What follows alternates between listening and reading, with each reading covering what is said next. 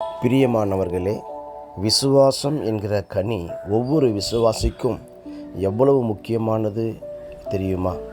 ஒவ்வொரு விசுவாசிகளும் உண்மைத்தன்மை, அதாவது விசுவாசம் என்ற கனிகளோடு ஒரு சாட்சியுள்ள வாழ்க்கைக்காக அழைக்கப்பட்டிருக்கிறோம். லூக்கா எழுதின நற்செய்தி நூலில் ஒரு வசனத்தை நாம் இப்படி வாசிக்கிறோம். அநீதியான உலகப் பொருளை பற்றி நீங்கள் உண்மையாயிராவிட்டால் யார் உங்களை நம்பி உங்களிடத்தில் மெய்யான பொருளை ஒப்புவிப்பார்கள் என்று லூக்கா 16:11 வாசிக்கிறோம். ஆம் பிரியமானவர்களே, இந்த உலகமானது நம்முடைய கையிலே ஒப்பு கொடுக்கப்பட்டிருக்கிறது. இந்த உலகத்திலே பலர் பலவிதமாக ஜீவிக்கலாம்.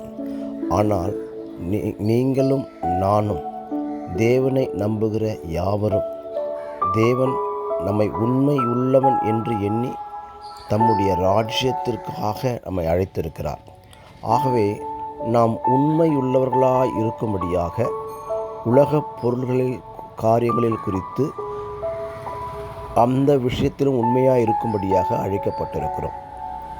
இன்றைக்கு அநேக பொய்கள், கபடுகள், திருட்டுத்தனங்கள், பலவிதமான மிஸ்பிஹேவியர், கேடுபாடுகள், துன்மார்க்கம், உண்மை இல்லாத நிலை, ஒழுக்கக்கேடான காரியங்கள் என்று பல விஷயங்களை நாம் கேள்விப்படுகிறோம்.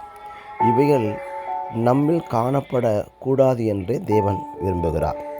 ஒருவேளை நாம் துன்மார்க்கத்தில் இருந்திருக்கலாம், ஆனால் இப்பொழுதோ பரிசுத்தமான வாழ்க்கைக்கு நாம் அழைக்கப்பட்டிருக்கிறோம். உண்மையாக இருக்கும்படியாக அழைக்கப்பட்டிருக்கிறோம். நம்மிலே விசுவாசம் என்ற கனியை தேவன் எதிர்பார்க்கிறார். நாம் எப்படி இருக்கப் போகிறோம் பிரியமானவர்களே? உலகமானது உலகத்துக்கேற்றவைகளை சிந்திக்கிறது. நாமோ தேவனுக்கேற்றவைகளை சிந்தித்து செயல்பட வேண்டும். நம்முடைய தேவன் உண்மை உள்ளவராக இருக்கிறார். நாமும் உண்மையாக இருக்கும்படியாக அழைக்கப்பட்டிருக்கிறோம்.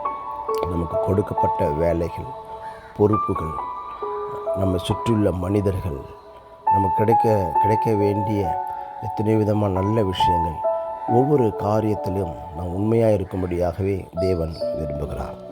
ஆம் பிரியமானவர்களே, ஒரு நாளிலே அவர் உண்மையும் உத்தமமான ஊழியக்காரனே, என்னுடைய சந்தோஷத்துக்குள் பிரவேசி என்று அழைப்பார். அந்த சந்தோஷத்தில் பிரவேசிக்க நீங்கள் ஆயத்தமா? தேவன் தாமே உங்களை ஆசீர்வதிப்பாராக.